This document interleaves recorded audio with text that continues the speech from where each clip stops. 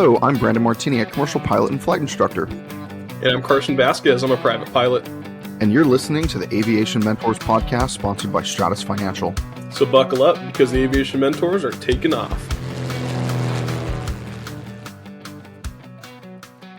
Despite how much pilots like to talk about being pilots, when you start your flight training, you still really don't know what to expect. You don't know what you don't know. Today, we're talking about the 10 things we wish we knew before starting flight training. Yeah, and at the very top of my list, I really wish I knew how much maintenance it takes to keep these planes up in the air. The odds are when you're booked 3 to 4 days a week, you're going to be canceled for anything like 100-hour inspections, annuals, squawks, and from normal wear and tear on the plane. Sometimes, though, the maintenance can be delayed for a week or two while the mechanics wait for parts, or your favorite plane can be down, and it'll put you out or make you switch to another plane. And something I really wish I knew about and just had an expectation of when I went into my flight training, and something that I want student pilots to really understand is that when the plane's down, the plane's down. It's for maintenance reasons. It's not something that you can handle, and the mechanics are doing their absolute best to get that plane back up in the air. But so for some of these older planes, they have to wait for parts coming from absolutely anywhere, and it takes time to put these planes back together and make sure they're absolutely okay to fly again. Yeah, and sometimes brand new planes are even down for maintenance. It doesn't matter if it's a 2022 or 2023 that's coming out right now. I know that some of the brand new Cessnas for the past couple of years have had problems with their avionics, and they've been down for weeks or months at a time. So it doesn't matter even if they're a 50-year-old plane or a brand new airplane. Maintenance can still take you down, and it's for safety. I mean, you take the planes down strictly for safety, which is why we're in aviation. We want to focus on safety, and we want to make sure that we're safe in the air and the people on the ground are also safe. For number 2, though, most schools actually don't use a syllabus or use it correctly. But all schools that partner with Stratus Financial actually do. So if you're ever looking for a really top-notch school to go to, make sure you hit up Stratus and ask them if they have any recommendations for your area. But there's the reason why it's really important that somebody uses a syllabus is you want to know exactly what lesson you're on, what you're working on, and what items you're working on to build up to your next step in flight training. So obviously, one of the major steps that in flight training is soloing. You want to build up to solo. And then another major step is cross-country flying. So you want to build up to cross-country, then cross-country solo, and then check ride prep, and then take your check ride. Those are all the major things. Now, a well-defined syllabus, and there's some main ones out there, Gleim, Jeppesen, and also ones that your school may have created on their own. And sometimes they do some of those things in a different order as well. Like you could solo after you do cross-country stuff. But in general, those are all the things you need to do before you get to a check ride. But if you don't have a syllabus, you may not know where you're at in your flight training. And it's really important that you know and that your instructor knows. And more importantly, your school and their management know where you're at. That way they can get you completely finished up in a well-defined way. And I absolutely agree. That's part of the reason that I really loved doing Part 141 for my private pilot training is I knew exactly what we were doing the next day. I had a copy of my syllabus. I knew where I was at, what I was working on, and what was coming next. And there wasn't any hiding what was going to happen in that flight. We went over it before the flight every day. And just having that structure, it keeps you up to date. And it keeps you motivated too because you know what's coming next. You know where you are, how close you are to solo cross-country, and your check ride. And it's really just awesome.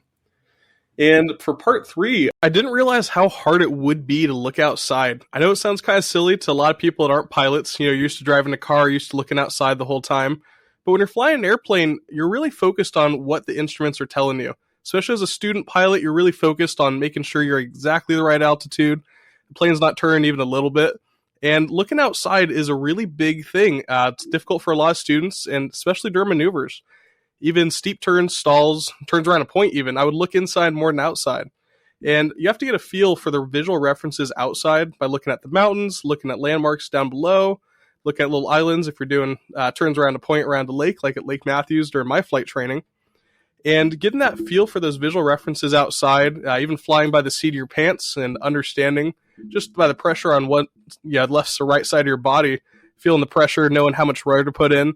That's just going to make you understand that you have to keep scanning for traffic. You have to just be a safer pilot. And becoming a student pilot, you just have to really pay a lot of attention to the outside, even more so than the inside. And safety-wise, not everyone has ADS-B, and not everyone has ADS-B out, and you might not even have ADS-B in your flight training. And that's just going to tell you where the other planes are around you, and just going to make you a safer pilot. Yeah, absolutely. I think looking outside is super, super important. There's not enough looking outside in flight training, and students tend to either look outside too much or too little. And there's a happy middle. So just make sure you listen to your flight instructor regarding when that should be. And for ADS-B in and out, that's also big too, because everyone thinks everybody is required to have ADS-B because ADS-B was required in 2020. But no, that's not true. There's most of the United States, you're actually not required to have ADS-B out, and you're not required to have ADS-B in at all. So to learn more about ADS-B, you can look it up online, and we'll probably do a full episode about transponders and ADS-B and stuff in the future. But it's really important, and it's a great safety mechanism we have in the places that are required to have it, such as a lot of places in Southern California. Number 4 on our list is actually securing funding to become a pilot. As we all know, becoming a pilot is not cheap by any means. It's quite expensive. The cheapest places around the U.S. right now to get a pilot's certificate are like $7,000, and that's for a private pilot. And some of the most expensive are up to $30,000. And I would say that probably the national average is somewhere around between 10 and 18,000, kind of depending on what kind of airplane you use. If you use brand new Cirruses and Diamonds, or if you use 50 or 60-year-old 172s, there's nothing wrong with either one. It's just you pay for newer, or you don't pay for a little bit older airplane. But luckily, the person who actually helps our podcast out and makes sure that we have the resource to do it is Stratus Financial. And they're actually able to help partner schools and non-partner schools alike to get you as a student funding. They can fund all the way from zero all the way up to hero. So if you want to get your private, your instrument, your commercial, multi-commercial, CFI, II, MEI, they can fund all of those. And I know they've got quite a few partner schools across the U.S., and they fund their entire programs. I think their average program that they fund is somewhere around $80,000 a year, but they fund some schools at $120,000 for their programs, and other schools have cheaper ones. But it kind of depends on what you're looking for and what parts of the country you live in and what kind of airplanes you want to fly, of course. But securing funding and knowing that you have the funds prior to flight training is probably the most important. There's a lot of people that feel that they can just start flight training and it's only they save their $10,000 and that's their whole rainy day fund to get their private pilot certificate. But what they don't realize is maybe they take a little bit longer to get done and they need a little bit more money. So they end up having to quit right at the tail end, right before they get their check ride, or they don't remember, hey, I gotta spend $600, $800, or $1,000 on a check ride, depending on where you live. So make sure that you have the funding set up. Whether it be savings, whether it be credit cards, whether it be debt, whether it be Stratus Financial, whatever it may be, make sure you have that funding set, because you don't want to start and then you waste all of that time and money and you can't finish. So that's really, really important. And part 5, I never thought CFIs would really be as young as most of them are. When you think of teachers, you typically think of older adults who are at the end of their career and just trying to pass on their knowledge down to the next generation of whatever they're doing. And while some CFIs may be retired military or airline pilots, many, if not most of them, are younger pilots on their way to the airlines. And it does seem kind of backwards in our industry, but the CFIs are really current, they're fresh, and they're just really prepared in their knowledge. Because just a few years ago, or even a few months ago for some of them, they were in your shoes, and they know what it takes to pass the check ride. And most importantly, they know what it takes to keep you safe, because they're currently doing it. And especially concerning your private instrument commercial, since these pilots just touched on these. And while you get a little bit different knowledge from the younger versus the older pilots, a lot of the same stuff that you're really focusing on is still there. And if you listen to one of our last episodes about becoming a CFI, you'll know that becoming a certified flight instructor is no easy task. And as most of these CFIs know, they absolutely have what it takes to teach you how to fly. Absolutely. I remember my flight instructor was only like a year older than me when I first started flying in my 20s, and I was really perplexed by it. But he was a fantastic instructor. I'm grateful for everything he taught me, and I've flown with countless flight instructors as of now. And every single time I fly with a new one, I learn something new, either young or old. It doesn't matter. But like Carson was saying, those young guys are fresh out of school. They know exactly what they're doing and what the FAA and the testing is looking for. So it's a really, really cool thing that we get to fly with people who are so current and have been doing it so recently. But number 6 on our list is most of the planes that you fly are not brand new ones. I remember when I was learning to fly, I thought I was going to go step into like a 2020 airplane, like brand new airplane. And it just doesn't happen. I mean, a brand new 172 cost over $500,000. Some of the brand new Pipers are a little less than that. Some of the light sports are considerably less than that. They're somewhere around the $200,000 range. And some of those will be either brand new or just 3, 4, 5 years old. But maintenance allows us to keep up with these airplanes. So that's why you can fly a 50, 60, 70-year-old 172 and it still feel like brand new. These aircraft that we're flying, especially in flight training, they have to get 100-hour inspections. So every 100 hours, they basically get taken apart and put back together. They get checked out. They get regular maintenance done to them all the time. And it's not like a car. If you wanted to go fly or drive a 50-year-old vehicle, obviously it probably hasn't been kept up with maintenance. It probably hasn't had engine rebuilds quite as often as it should. It hasn't had the suspension all fully gone through, things like that. But on an airplane, it has. It's had an engine gone through. It's had either a new propeller or propeller has been worked on. The wings and the rest of the aircraft, all the inspection panels have been opened and looked for corrosion. And if it did have corrosion, it's been treated, not like an old car.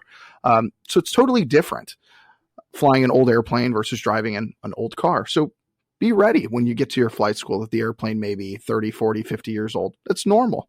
And maintenance is the key to longevity of these aircraft. And I mean, my oldest airplane I've owned was a 1946. So that is over 70 years old. And I really want to fly like a really, really old airplane, like a Sopwith Camel or something from like World War I. I think that would be really, really neat. And I'm sure one day I will. But when I do fly that airplane, I'm going to have the full confidence that it will fly amazing, or maybe not amazing but amazing for its day. And I'll be really excited to fly that airplane knowing that it's likely been well maintained for almost 100 years at this point. And even if you are flying these older airplanes or even the newer ones, the really big thing is you have to manage your expectations. And while we live in a world where you get what you want when you want it, there's instant credit card approvals, same-day shipping, instant access to pretty much any kind of media we would like. It might not always be maintenance related, like how we talked about. A lot of times people learn how to fly in places that are a little too cloudy, a little too cold, too rainy, too snowy. Even in sunny Southern California where it's perfect to flight train, sometimes just too sunny and too hot to fly. And sometimes we get covered in that marine layer in June. And it's really just important to know when you're going into flight training, you have to manage your expectations. And sometimes you might not always get the flight training you want when you want it, even if it's scheduled, even if it's planned, even if it's a check ride. It might not happen when you want it and exactly how you want it. And there's just one thing that's absolutely key to aviation. And the only real known thing about aviation is that it's not really known. Nothing's guaranteed, and you can't rush aviation. And CFIs can get sick, planes can break down, but that doesn't mean it's going to be a stopper for you. Just because it's a couple times, even a couple times in a row, something might happen where it just stops your flight train for the day. That doesn't mean it's the end. It doesn't mean it's a sign that you shouldn't be flying. It just means that you got some bad luck, and it's just the way aviation goes. And this will happen to you no matter where you train, who you train with, or what you train in. Yeah, it doesn't even matter if it's a brand new airplane. I think it was in 2021, there's a really well-known school that has a ton of brand new Cessnas. They bought a bunch of them straight from the factory, and they were having avionics issues from like day one. I also know somebody, another flight school that is a collegiate program, and they brought brand new Pipers, and they had problems with the gear on them. They had problems with the seats on them. They had problems with all sorts of things.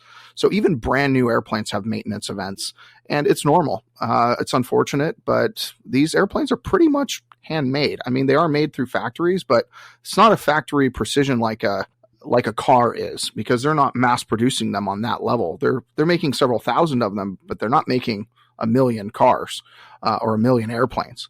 So you have to keep that really in mind as you're flying. And of course, weather's always going to screw with us, especially if we live in the Northeast or something like that. Number 8 is learning how to fly is a new language. It really is. I mean, you went from speaking regular English to aviation English, essentially. You have to learn what Alpha, Bravo, Charlie, all of these things even mean, and why we're talking in a new alphabet, and why we're saying numbers like tree is the number 3, and niner is the number 9. Like, why are we saying these things in these ways? And how do we read METARs? That's a whole different language that you're reading there, or TAFs or PIREPs, and then knowing all these acronyms. So you're really learning how to speak a new language. And besides that, also you're flying in 3 dimensions. It's not normal for you to pull up and go up and push down and go down and use your left and right rudder pedal to control yaw. That's not a normal thing that you do every day. We're all used to driving cars, but we're not used to flying airplanes. Unless you grew up with them and you were blessed enough to be able to do it at a very young age, it's probably not a normal thing until you get into your teens or 20s or all the way up to your 70s. It doesn't matter. But I will say is learning to fly is progressively harder the older you get. So somebody who is 18 years old and just graduated high school is going to have a lot easier time in most circumstances. Of course, there's exceptions to every rule, but in most circumstances, they're going to have an easier time learning how to fly, and they're probably going to solo earlier, depending on the program they're in, of course, or do their cross countries earlier, or do their check ride at a lesser time than somebody, say, in their 40s, 50s, or 60s. And somebody who's a little bit older and learning to fly in their 40s, 50s, 60s, or even 70s, I've had a few students that are in their early 70s and they're learning to fly. It's going to take everybody who's a little bit older a lot longer. I tell everyone every decade that you are older, it's probably going to take you another 10 hours than the average person takes to either solo and or get your check ride done. It's just, we're not wired the same as we were when we were children, and we don't learn the same way. It's just like somebody who's 5 years old and they learn another language. They learn Spanish, or they learn an Asian language, or really anything in the world. But when you get a little bit older, it's really hard. I know I've been trying to learn Spanish for most of my entire life, and I can barely speak it. And when I do barely speak it, it's not well. So it's really difficult. I was lucky enough, I started learning how to fly in my 20s, so it came a lot quicker and a lot easier for me. But I know if I would start right now, it would be a little bit more difficult. So learning how to fly is really a new language to anybody. So just be ready that it's going to take a little bit of extra time, be patient with the process, and most of all, enjoy the process of learning to fly and learning that new language, because it's not going to be there forever. I miss those days of learning to fly. And that's why I like to do new ratings, and hopefully I'll get a jet rating or something in 2023. I think it'll be fun. That'd be a lot of fun. I'm just hoping to get my instrument in 2023. We'll see. And I, like most student pilots, didn't really understand how important ground school is. I figured it was just like reading a textbook or just like going through driving school when I learned how to drive. But your ground school, whether it's online or with the CFI or a mixture of both, is where you gain pretty much all the critical knowledge that you need for your aviation career. Ground school teaches you all the integral parts like weather, instruments, airspace, aerodynamics, safety, federal aviation regulations, really just everything that you need to know. And I put off my ground school for months because I was bored of reading and watching boring videos about it. And it wasn't until I had to stop my flight training for about a month to solely catch up and finish my ground school to take my written that I realized how much it could slow you down or hurt your flight training by not doing it sooner. And when I went through it all, I realized just how much knowledge that I had missed. Just knowledge that I really just could have used during my flight training. Whether it was about the weather and reading the METARs, I wouldn't have struggled with that before the pre-flights. Or if it was aerodynamics and understanding how stalls work and why I kept turning.